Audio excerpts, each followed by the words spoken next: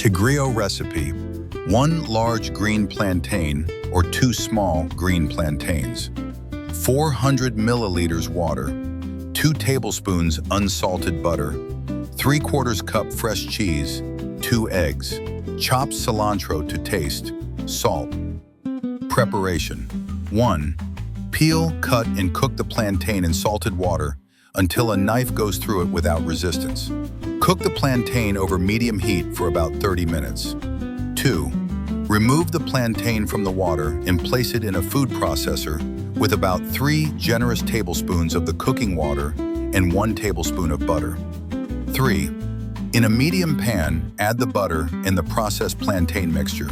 Season with salt and pepper to taste. 4. Add the eggs, mixing well, and then add the cheese. Stir for about 3 minutes until it melts. 5. Serve hot with chopped cilantro on top.